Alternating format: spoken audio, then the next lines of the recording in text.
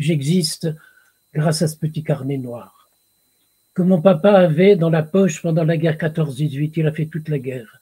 Et voilà, les derniers mois de la guerre, il devait attaquer une ferme avec les 72 de son escouade.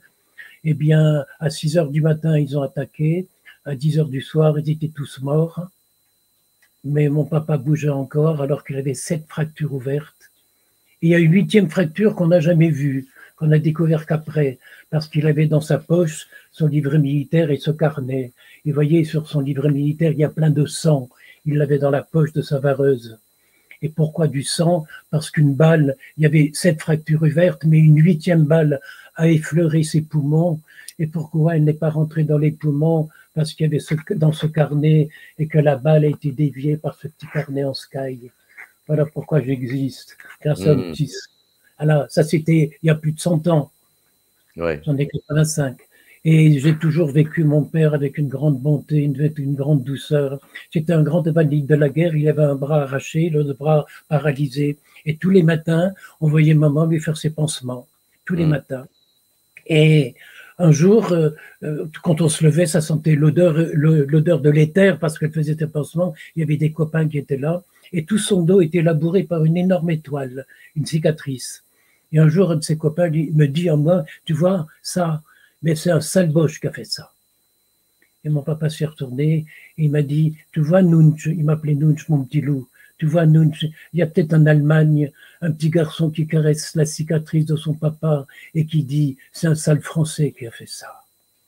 Vous voyez, quand on a été élevé dans cette douceur, dans cette bonté, dans ce pardon, on trouve que le pardon, c'est comme une respiration. On n'a pas envie de faire autrement. Ça devient un état, comme la joie, comme la beauté, comme la bonté. Je voudrais ressusciter tous les mots. Je voudrais, quand j'écris, mettre un majuscule à chaque mot. Et si vous pouviez venir à la demeure, cette chapelle que j'ai construite moi-même, comme je suis maçon, sous chaque pierre, sous chaque brique, sur le ciment liquide, j'écrivais amour, tendresse, bonté, vérité, liberté. On est enfermé dans cette chapelle, non pas enfermé parce que ça ressemblait à un enfer, on est embrassé dans un dictionnaire amoureux. Alors bien sûr, les autres prêtres n'ont pas la chance comme moi d'être mis en liberté. Les gens qui viennent chez moi, par exemple, eh bien, j'ai souvent des incroyants ou des jeunes qui ne croient en rien. L'autre jour, j'étais en train de dire la messe traditionnelle, et il y a cette phrase que le prêtre dit, Seigneur, souviens-toi de ton église. Et puis un jeune qui me pousse du coude, qui me dit, tu te fous de sa gueule? Je dis non, pourquoi tu dis ça? Il s'en souvient de son église. Pourquoi tu dis des conneries? Parce que c'est marqué dans ton bouquin? C'est des conneries ton bouquin. Vous savez, quand on vous reçoit des baffes, mais j'appelle ça des caresses, on a envie de changer. On ne peut pas ne pas changer.